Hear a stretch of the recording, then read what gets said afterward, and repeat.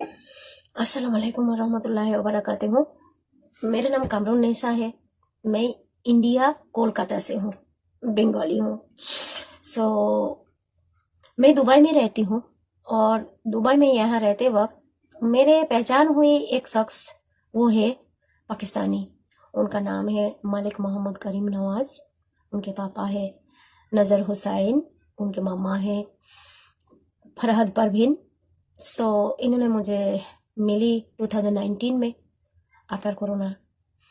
सो उन्होंने बड़े बड़े मुझे वादे किया, उनके तरफ से निकाह का प्रपोजल आया।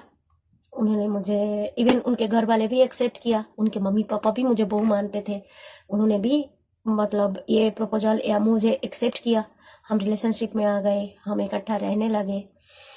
और हम जब इकट्ठा रहने लगे तो पता चला कि मेरे सैलरी उससे कई गुना ज़्यादा था। तो जैसा कि उनके सैलरी बहुत कम था, क्योंकि वो एक बाइक राइडर है।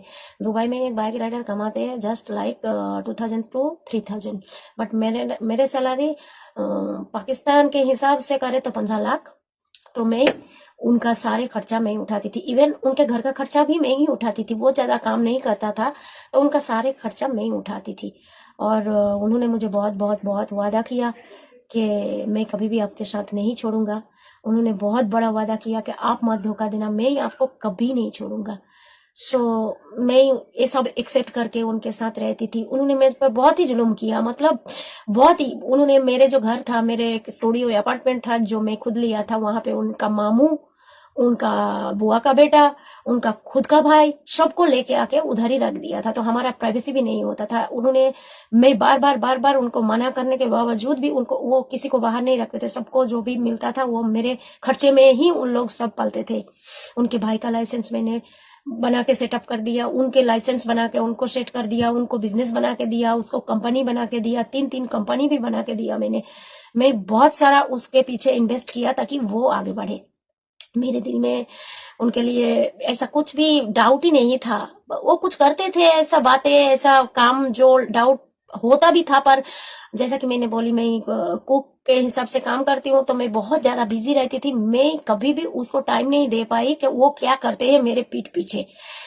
सो that time to until now relationship smooth था। वो पाकिस्तान एक बार गया भी नहीं था। अभी क्या हुआ, दिसंबर से 8 को वो पाकिस्तान गया। मुझे बताया गया ये कि मैं कोरिया के प्रेसिडेंट आ रहा है पाकिस्तान, और यहाँ का मेरे मैडम ने मुझे हायर किया पाकिस्तान में उस प्रेसिडेंट का कार चलाने के लिए।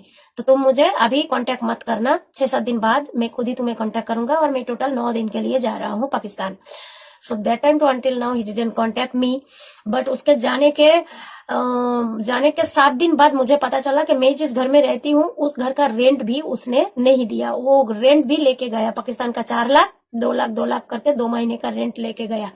जब ये बात पता चला तो मैंने उसको कीप ऑन कॉलिंग मैंने 100 टाइम कॉल किया उसको, उसके भाई को, दोनों भाई को, माँ को, बट किसी ने रिस्पॉन्स नहीं किया, कोई रिस्पॉन्स नहीं किया।